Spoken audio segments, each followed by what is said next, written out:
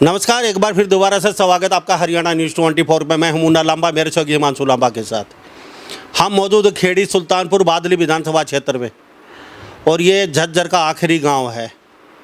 लगभग ये पाटोदी के बिल्कुल नज़दीक सटा हुआ है, आखिरी गांव है। और आज हम फिर एक बच्ची के साथ इंटरव्यू करेंगे और शीतल चौहान और यूपीएससी की बातचीत करें हम। मैं फिर कहता हूँ, सब बच्चों का सपना होता है कि यूपीएससी क्रैक करें, लेकिन सपना ही बन के रह जाता है, क्योंकि यूपीएससी क्रैक करना इतना आसान नहीं है। हलवे की प्लेट नहीं है कि आप थाली में बन के आ गए और गबा खा लिया। बड़ा संघर्ष है, काट परा ताज है, लंबा रास्ता है। पता नहीं आपको 2 अटैम्प्ट, 4 अटैम्प्ट, 6 साल, 5 साल भी लग सकते हैं। लंबा पीरियड होता है, लोगों को ताने सहने पड़ते हैं। इस बेटी को मैं सलूट करता हूँ, शीतल चौहान। इन्होंने वो सपना साकार कर दिखाया जो हर हबीबाऊ का, हर माता पिता, हर बच्चे का सपना होता है कि मेरा बेटा भी यूपीएससी क्रैक करे। लेकिन सारी बात तो शीतल चौहान से जानेंगे। मैं अक्सर कहता हूँ, दलदल ही सही पैर जमाए रखना, हाथ खाली ही सही पर उठाए रखना। कौन कहता है चलने में पानी नहीं रुकता। हौसला बॉस, हौसला, बर्फ़ जमने तक हौसला बनाए रखना। आप बर्फ़ बनने से पहले ही हौसला छोड़ जाते हैं, मैदान छोड़ के भाग जाते हैं। लेकिन शीतल ने वो नहीं किया। इन्होंने बर्फ़ जमने तक इंतज़ार किया, और सर्दी आई और बर्फ़ जमी और छलनी में पानी रुक गया तो अपना काम निकाल लिया। ये होता है हौसला। शीतल, आपका बहुत बहुत स्वागत है Haryana news 24। Thank you sir, thank you so much. कौन सा अटैम्प्ट था जी, ये मेरा तीसरा अटेम्प्ट था। शीतल? तीसरा अटैम्प्ट था आपका, तो काफ़ी समस्या आई होंगी, क्योंकि 3 अटैम्प्ट के बाद वो कहते हैं ना, घर वाले भी कहीं ना कहीं हौसला तोड़ देते हैं, मम्मी पापा दादी भाई वगैरह। तो कहते हैं कि बेटा छोड़िए इस लाइन को, अपना दूसरा कुछ पकड़ लीजिए। फिर यारे प्यारे उधर उधर से मम्मी पापा के पास भी फ़ोन वगैरह या मिलते होंगे, लड़की बड़ी होगी ये शादी कर दीजिए, ऐसा भी कुछ? जी सर, एट दिस एज, और मतलब घर वालों को भी और आप खुद भी कांस्टेंट कंपैरिजन्स तो करते हैं।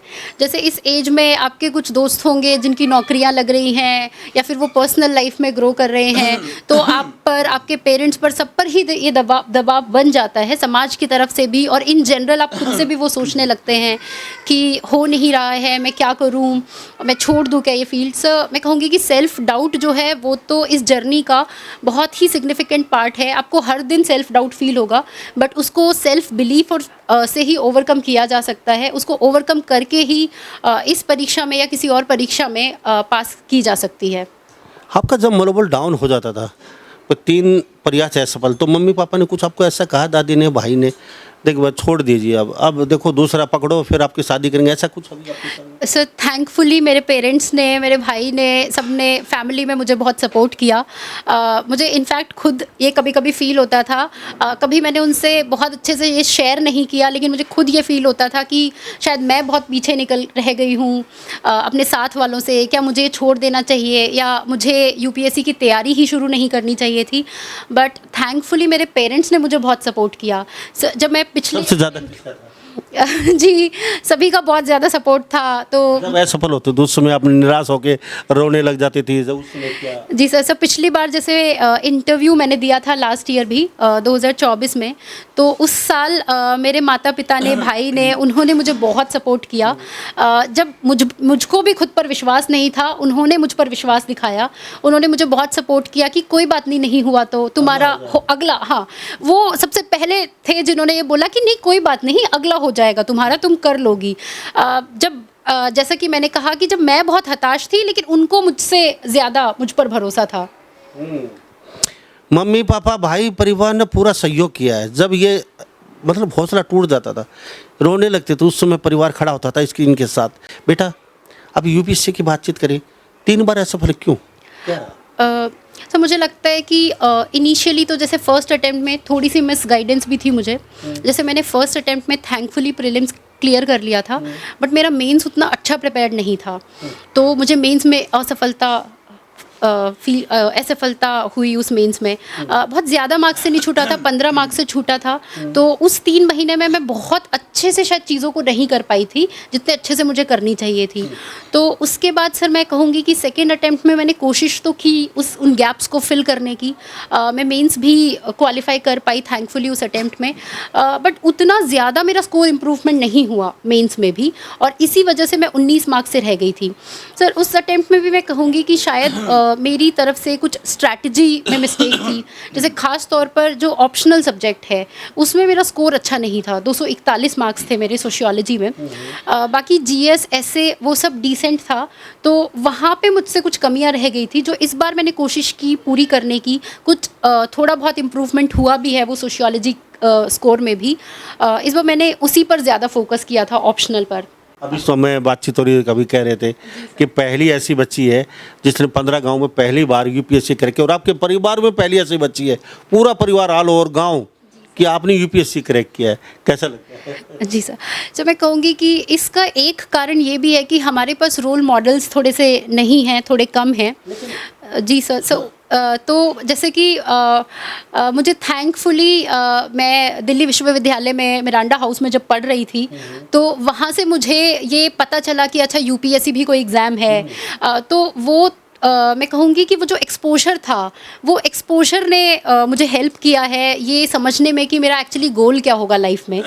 तो वो एक चीज़ है, वो शायद से वो पर्सपेक्टिव, वो गोल और वो रोल मॉडल जो है वो थोड़ा सा मिसिंग है इधर हमारी तरफ। शीतल चौहान, अब आपने यूपीएससी की बातचीत करी, ये किसने कहा शुरुआत में, मम्मी पापा का या फिर दादा का या फिर किसका ये सपना था? आपको बार बार का फोर्स किया या फिर अपने आप इन्होंने कुछ ऐसा कुछ कहा कि आप यूपीएससी तैयारी कीजिए, या फिर ऐसा क्या आपके साथ? नहीं सर, ये मैं कहूँगी कि मेरा ही सपना था।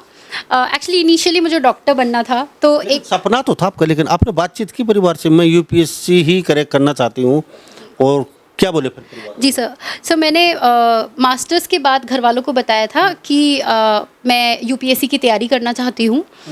तो घर वाले बहुत रिसेप्टिव थे इस आइडिया को लेकर।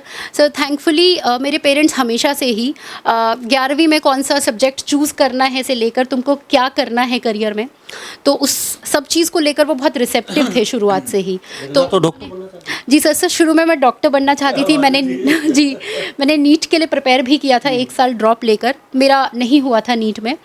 तो एक तो शायद रीज़न ये भी था कि मैं उस फेलियर को बहुत टाइम से कंपेंसेट करना चाहती थी, कुछ यूपीएससी या कुछ और एग्ज़ाम निकाल कर। फिर जब मैं कॉलेज में गई तो वहाँ पे भी कुछ लोग प्रिपेयर कर रहे थे, और उसके बाद मुझे लगा कि पहले मास्टर्स कंप्लीट कर लेते हैं। प्लान बी भी मैं साथ में ही लेकर चल रही थी। वो क्या था? जी सर, मैंने टीचिंग का सोचा था, प्लान बी का। बड़े समझदार लड़की है शीतल चौहान, प्लान बी भी तैयार था, अगर ये नहीं तो बहुत सही। शीतल, प्लान बी पे बाद में बात करूंगा, सबसे पहले मैं टॉपिक पे आता हूँ। आपने यूपीएससी कहाँ, +1 से ही शुरुआत की? नहीं सर, मैंने तो बहुत लेट प्रिपरेशन शुरू करी है। मेरी एमएससी सर 2021 में अगस्त में मेरी एमएससी जब ख़त्म हो गई थी, तो एमएससी के बाद मैंने तैयारी शुरू करी है।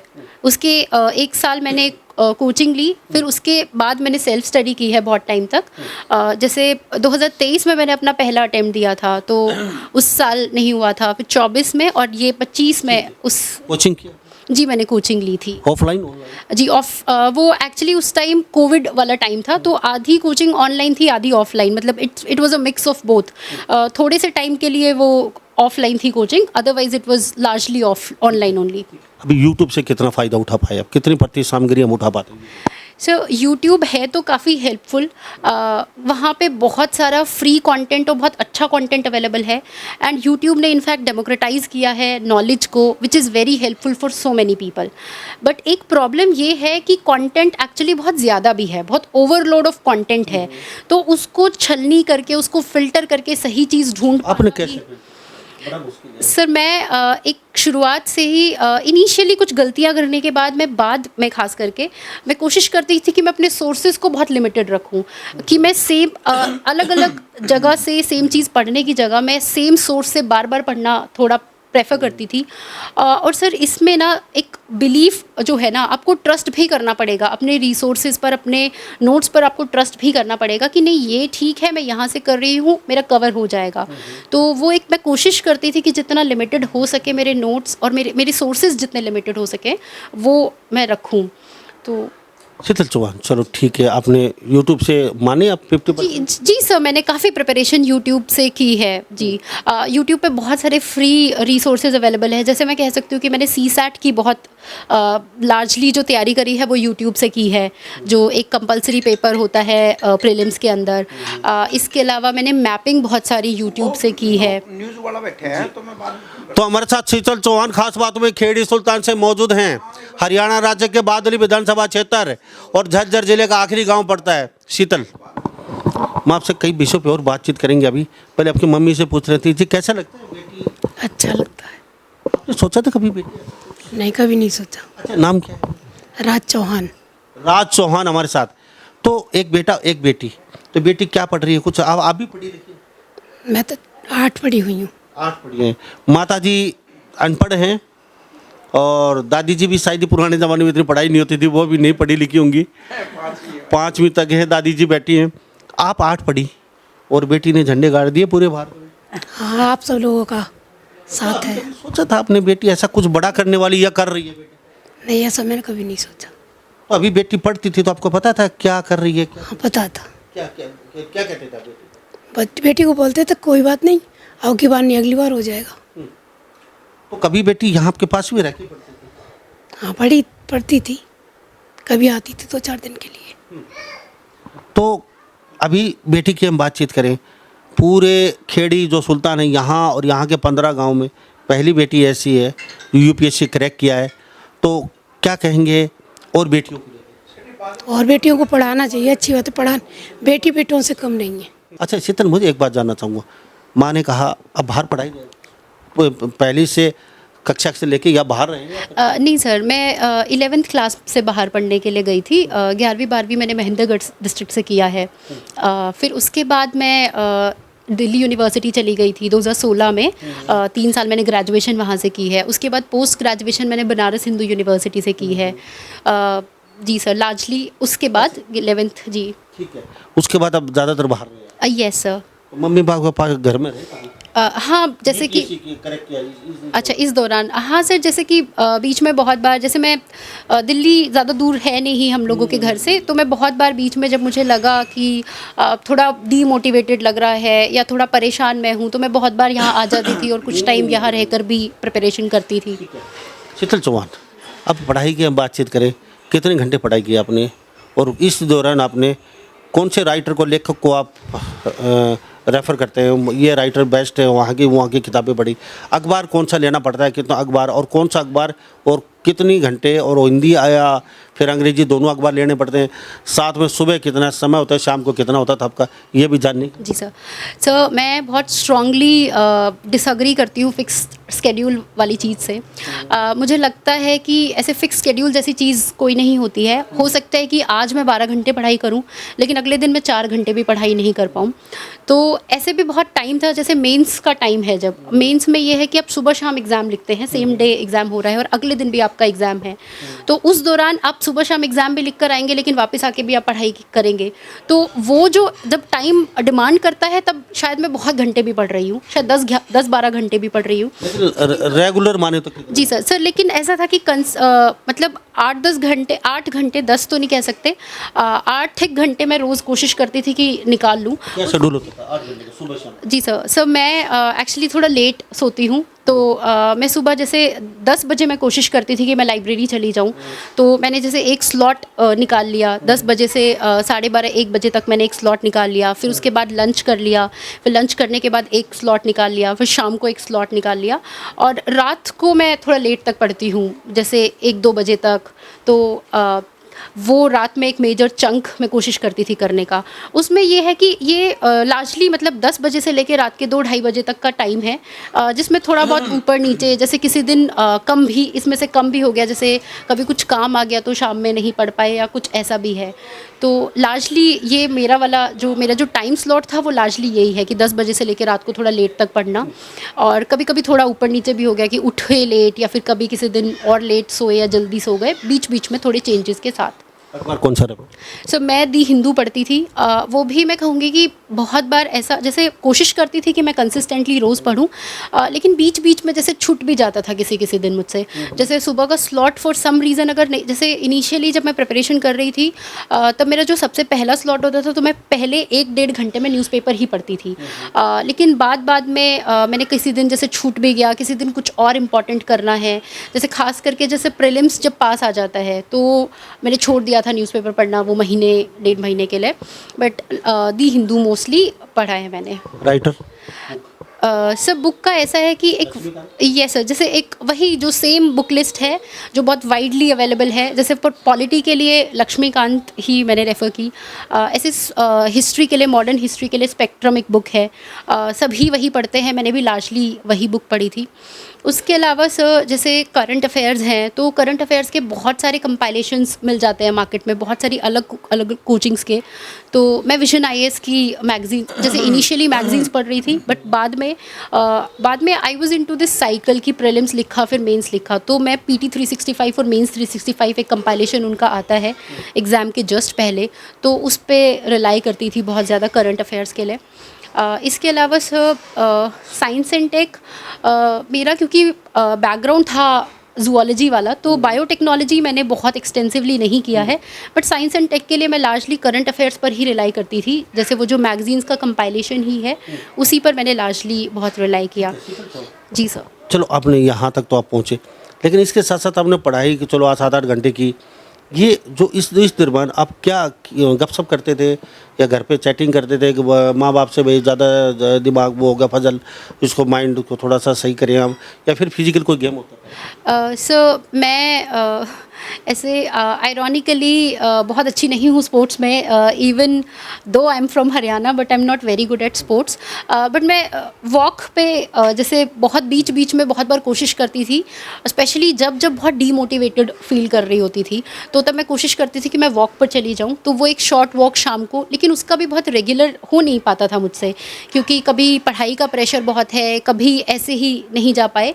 तो बट बीच बीच में मैंने बहुत बार ऐसे वॉक एक चीज़ थी in the field of sports that I was doing, walking और रनिंग।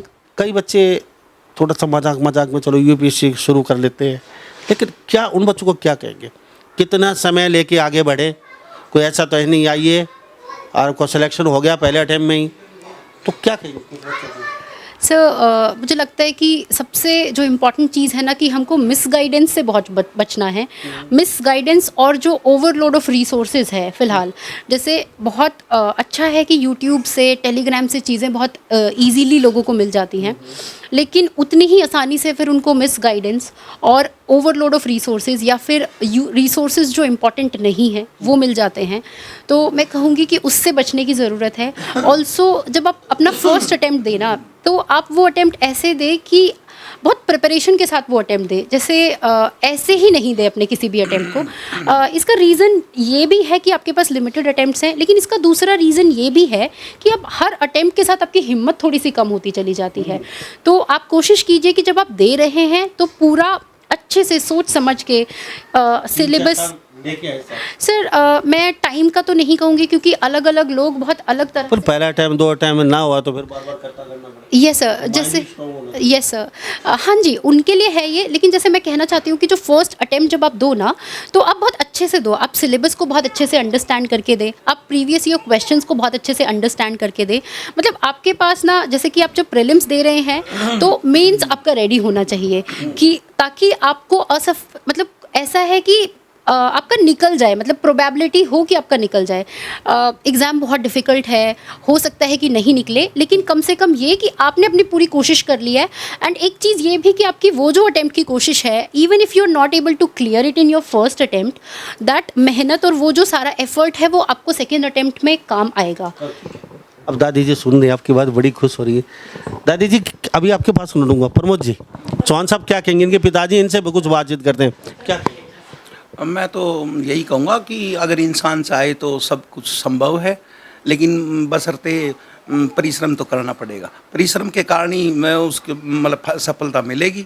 और आप सफलता के चक्कर में एक दो बार असफल भी रहना पड़ सकता है।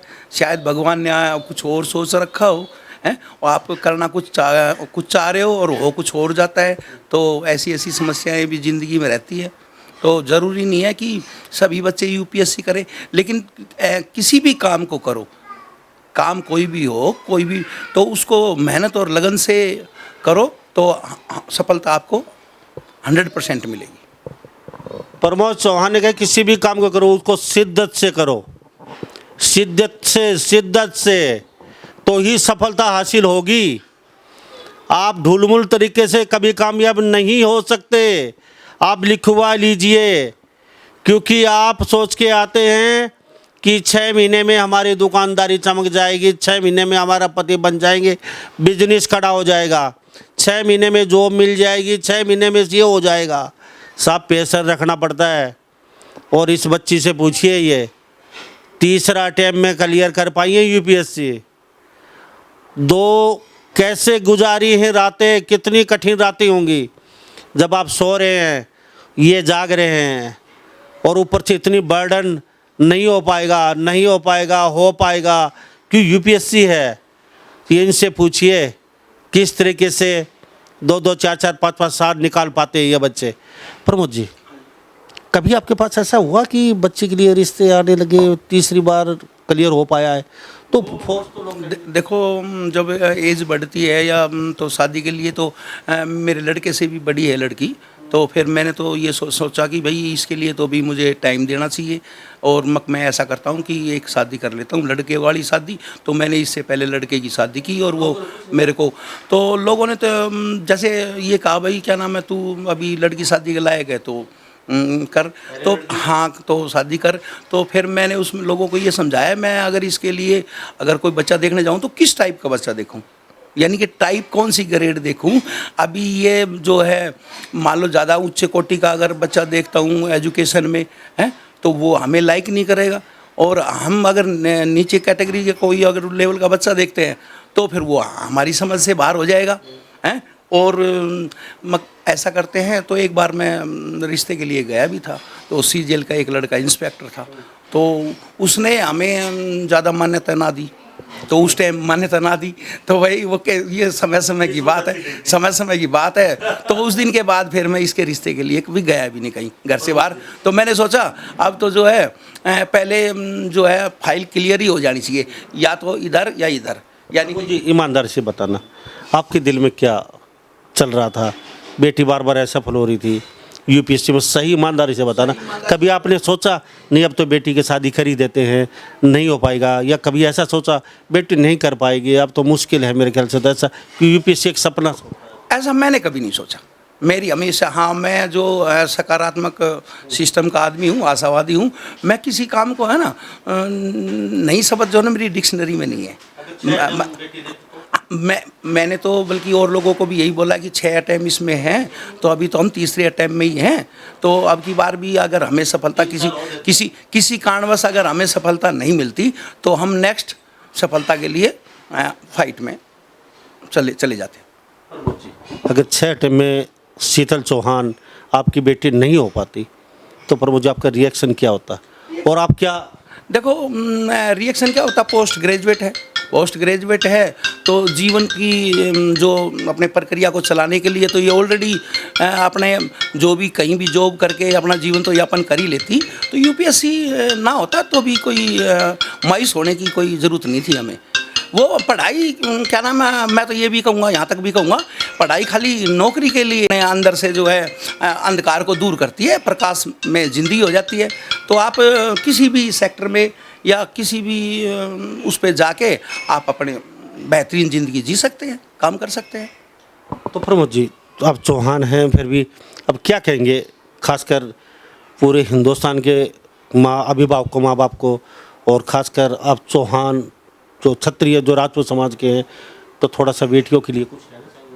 मैं तो यही कहूँगा कि बच्चों को जो है बेहतरीन तरीके से उनके साथ में बैठने के बाद में उनसे कॉन्फ्रेंस टाइप में बैठ के उनको समझाया जाए, मोटिवेट किया जाए, और उनके बाद में आप अपनी बात बताओ, उनके सामने रखो। हाँ हाँ, वो दरअसल ये जो अभी पूर्ण रूप से ये अभी सिस्टम से बाहर नहीं हुआ है, बाकी हाँ नहीं, मैं तो ये चाहूँगा कि सभी पढ़ें बेटियों। हाँ, मैं भाई बता तो रहा हूँ कि बेटियों को मौका देना चाहिए। दिल पे हाथ रख के बताना, आपने सोचा था कभी अगर बेटी यूपीएससी कर जाएगी, और आपने कभी ऐसा अनुमान लगाया था पहले बचपन में? सर एक बात बताओ, जब भी हमने ये सपना अपने मन में या अपने उसमें पाला है, सोचा है, उसकी प्रक्रिया क्या है, तो तब ही तो उस टाइम मैं 10वीं पास हूँ, इससे ज़्यादा मैं पढ़ा लिखा नहीं हूँ। बाकी ये मैंने यूपीएससी क्या चीज़ है इसके बारे में बहुत पहले इसके बारे में नॉलेज भी नहीं थी।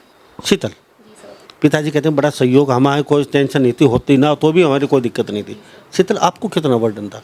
एक अटैम्प्ट, 2 अटैम्प्ट, 3 अटैम्प्ट, कितना बर्डन लेके चल रही थी और क्या सोच रही थी दिल में? माँ बाप क्या कहेंगे, परिवार के लोग क्या कहेंगे, चाचा रिश्तेदार वो ज़्यादा टंग खचाई करने लग जाते हैं, यहाँ की बेटी को दिया था, होगी क्या बेटी, बन गई क्या लेफ्टिनेंट, मतलब इतने यस जी सर, जब मैंने फर्स्ट अटेम्प्ट दिया था और थैंकफुली मैं जब प्रीलिम्स क्लियर कर पाई थी, तो मुझे लगा था कि मेरा इसी अटेम्प्ट में हो जाएगा। फिर जब नहीं हुआ मेंस, तो फिर उसके बाद स्पेशली जब स्कोर आया, तो फिर जैसे इनिशियली जब आप तैयारी करते हो तो कोई भी बच्चा ये नहीं सोचता है कि वो 6 अटेम्प्ट देगा इनिशियली, बल्कि हम सोचते हैं कि 6 तो कौन ही देता होगा अटेम्प्ट्स। बट जब आप इस साइकिल में एंटर करते हो, तो सर यूपीएससी का ऐसा है कि जब आप साइकिल में एंटर करते हो तो आप 2-3 ऑप्शंस ही बस बच जाते हैं। वो एक विकल्प है कि भगवान की कृपा से आप निकाल ले एग्ज़ाम, जिस भी अटेम्प्ट में निकाले। सो दूसरा मुझे लगता है फॉर मोस्ट पीपल वो 6 अटेम्प्ट तक वेट ही करते हैं कि हम अपनी तरफ से अपना पूरा जोर लगा ही ले तभी हो। जैसे कि मेरा पहला अटेम्प्ट में जब हुआ तो मुझे लगा कि इसी में हो जाएगा, बट नहीं हुआ। फिर सर वो जो साइकिल है ना एग्ज़ाम की, वो ही इटसेल्फ इतनी बड़ी है, 1 साल का पूरा प्रोसेस है इस एग्ज़ाम का। तो जैसे मैंने मई में प्रीलिम्स दिया, मेरा दिसंबर में मई में प्रीलिम्स दिया, सितंबर में मैंने मेंस दिया, फिर मैं वेट कर रही थी रिजल्ट का दिसंबर तक। दिसंबर में रिजल्ट आया, तब तक दूसरा प्रीलिम्स आ जाता है, दूसरा प्रीलिम्स दिया। उस साल थैंकफुली मैंने इंटरव्यू साइकिल तक पहुंचा, तो मार्च में इंटरव्यू था, अप्रैल में रिजल्ट आ गया। फिर 1 ही महीना बचा अगले प्रीलिम्स को। तो बहुत ज़्यादा मैं कहूँगी कि सोचने का एक्चुअली टाइम भी नहीं मिला। ऐसा नहीं है कि प्रेशर फील नहीं हुआ अटेम्प्ट्स का, लेकिन बहुत सोचने का टाइम नहीं मिला। फिर 3rd अटेम्प्ट आ गया। जी सर, अगर असफल हो जाती तो क्या ऑप्शन था आपके पास? और साथ साथ ये भी जानना चाहूँगा, जो बच्चे 6 अटेम्प्ट मिलते हैं वो असफल हो भी जाते हैं, क्या उनके लिए सारे दरवाजे बंद हो जाते हैं? क्या वो कोई ऑप्शन नहीं बचता? और आपका क्या रिएक्शन है? सो मैं तो ऑब्वियसली मैं बहुत दुखी होती। इतनी सारी फेलियर्स, मतलब बहुत प्रॉब्लम तो होती है। जैसे लास्ट ईयर भी थैंकफुली टाइम बहुत कम था, वो 1 महीना ही था प्रीलिम्स में, इसलिए मैं शायद मुझे बस जल्दी जल्दी पढ़ाई में लग गई।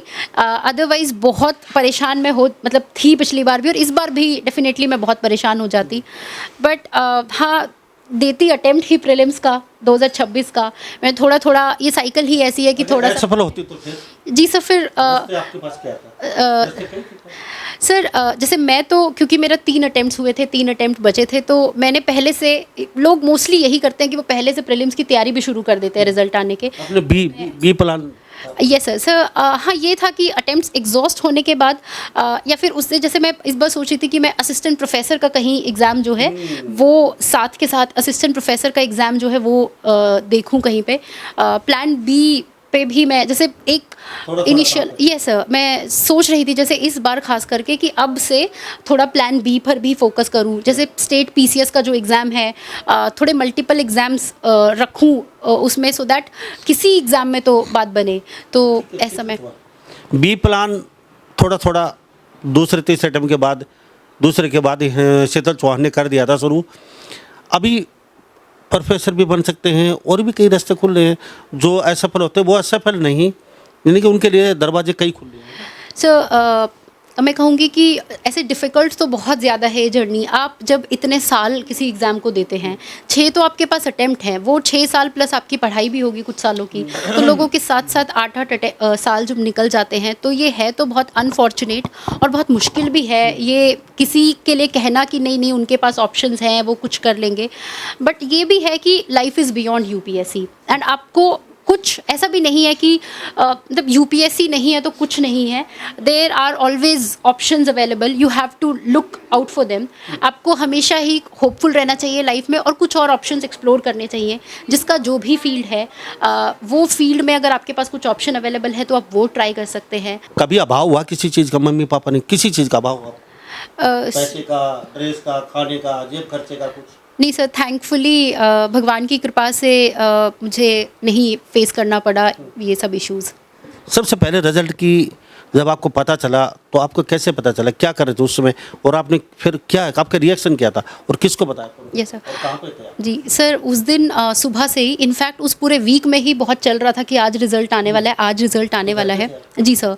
सर मैं आना नहीं चाह रही थी लेकिन मेरे पेरेंट्स ने मुझे बोला कि नहीं तुम आ जाओ, रिज़ल्ट यहीं पर देखना. तो पेरेंट को कभी डर था कभी असफल आपकी 12वीं हो जाए और बेटी फिर अकेली ठीक नहीं है, हमारे पास है? प्रमोद जी आपसे जानिए क्या कहेंगे इसको लेके आप? मैं इस बात को, हाँ, रिजल्ट आने वाला था और आप बोला घर आ जाइए. वो मैं इस बात को लेकर यही बाकी अन्य अभिभावक को भी ये कहूँगा कि जितनी बार रिजल्ट आया है तो मैं अपनी बेटी को रिजल्ट के अकॉर्डिंग अपने घर पे ही ले आता था, वो ताकि असफलता की कोई मतलब ऐसी बात हो तो हाँ, तो हम मतलब इसको जो है ना फिर हम हैंडल कर लेंगे. तो मैं रिजल्ट का जब पहले ही वो बहाने जो भी कुछ मैंने बनाए हुए, इसको ये तो बल्कि वहीं रहने वाली थी, मतलब नहीं अभी दुल्हन है, अभी होली है, तो उसके उपलक्ष्य में तू जो भी 2-3 दिन रुकना चाहे रुक जाना, जब तेरा दिल करे तो वापस चली जाना.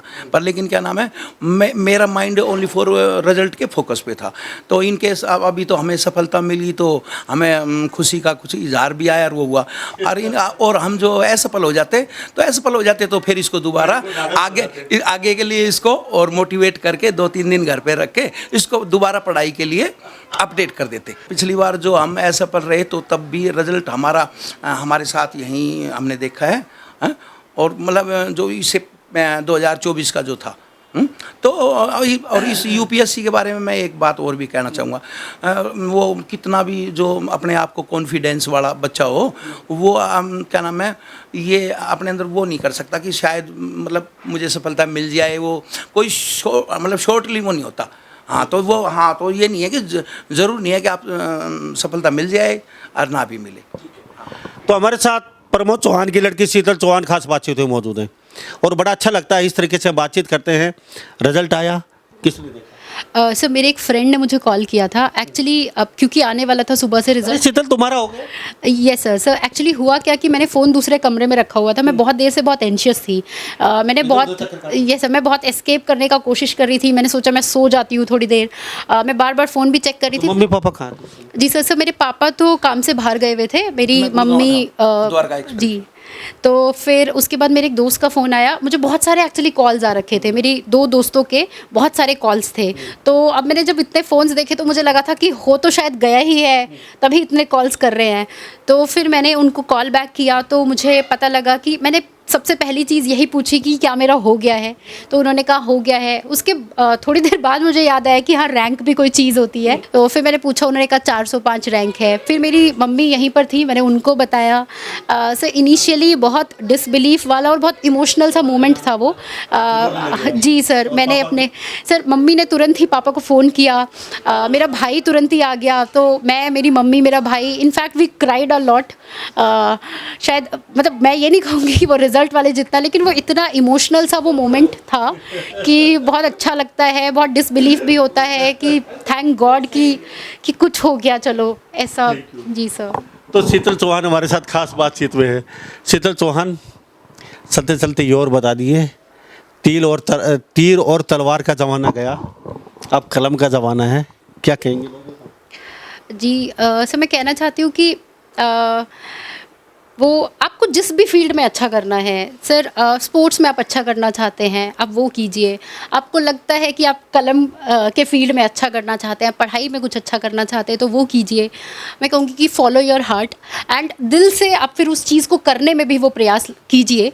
सिर्फ मतलब ड्रीम बिग से नहीं चीज़ें होंगी and you have to do efforts also to achieve those dreams. So तो दादी जी करें बात? जी जी जी. क्या नाम आपका? मेरा भानुमति.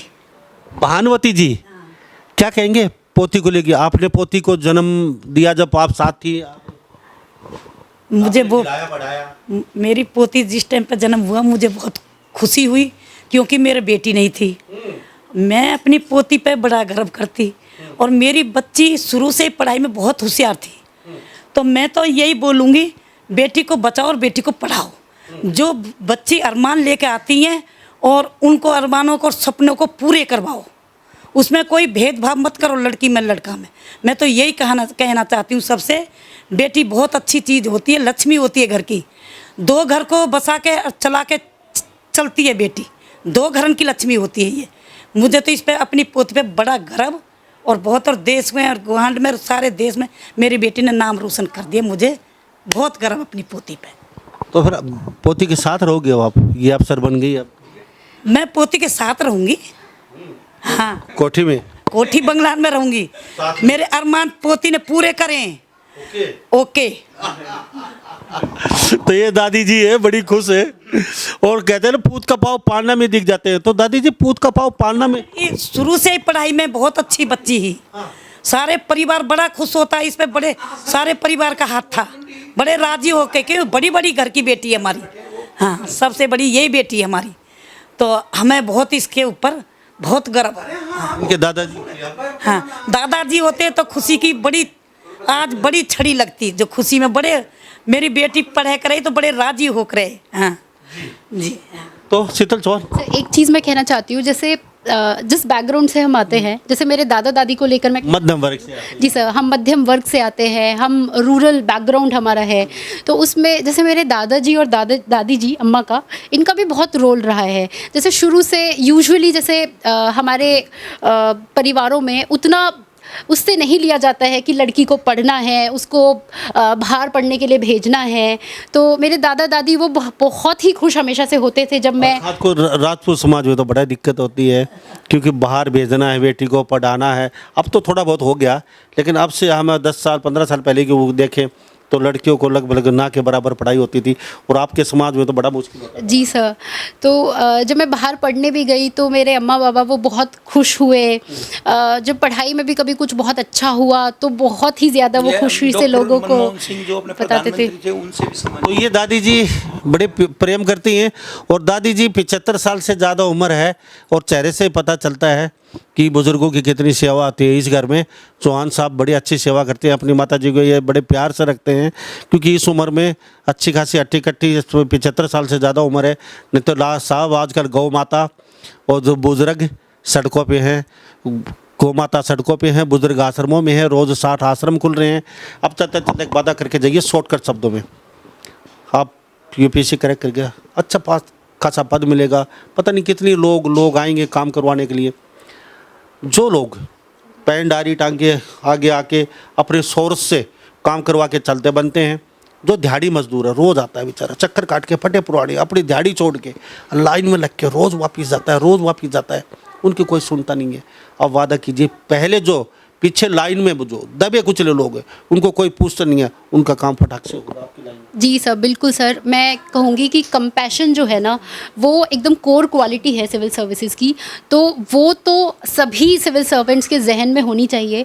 और एक चीज़ हम अक्सर यूपीएससी की जर्नी में सीखते हैं कि जब भी आपको कोई भी फ़ैसला लेना हो, आप उस लास्ट इंसान को देखिए कि उस फैसले का प्रभाव उस पर क्या पड़ेगा। तो आप जो उस बंदे का सोचकर, और मतलब उन लोगों के लिए आप काम हमेशा ही आपको करना चाहिए, और कंपैशन से बड़ी कोई वैल्यू नहीं है, मैं कहूँगी। सर मैं ईमानदारी से अपना काम करना चाहती हूँ, जिस भी फील्ड में मुझे काम मिले, बिकॉज़ अगर मैं ईमानदारी से अपना काम कर रही हूँ तो मुझे लगता है कि it will help everybody around me. I try to create an atmosphere जहाँ पे, ईमानदारी की बातचीत की, कुर्सी और पावर दो चीज़ ऐसी होती है बड़े बड़ों का दिमाग खराब कर देती है साहब। पावर और कुर्सी, ईमानदारी कुछ थोड़ा सा एक सपना सा लगता है, ब्यूरोक्रेसी ईमानदारी में तो सर एक कहावत है, with more power comes more responsibility. तो मुझे लगता है कि जितनी ज़्यादा पावर आपके पास है, उतना ज़्यादा आपकी जिम्मेदारी बढ़ जाती है कि आप ईमानदारी से काम करें, क्योंकि आप जो है बहुत लोगों को इन्फ्लुएंस कर रहे होते हैं, आपको देखकर बहुत लोग सीखते हैं। Thank you. Welcome sir. जी सर, आपका भी प्रमोद जी बहुत बहुत धन्यवाद। Thank you.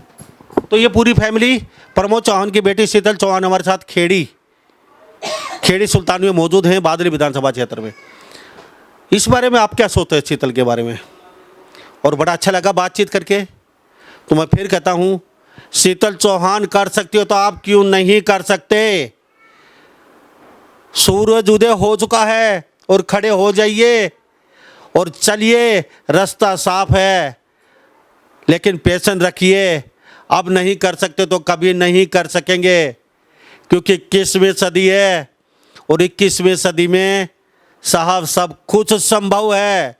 और 21वीं सदी में आप गरीब रहेंगे और ऐसे ही घूमते रहेंगे, ताश बीड़ी बीड़ी पी के, ताश खेल के और पशु जैसे ज़िंदगी जीना तो आपका भगवान भला नहीं कर सकता। तो सभी इन बातों के साथ मैं मुन्ना लांबा, मेरे सहयोगी हिमांशु लांबा के साथ हरियाणा न्यूज़ 24। नमस्कार, जय हिंद।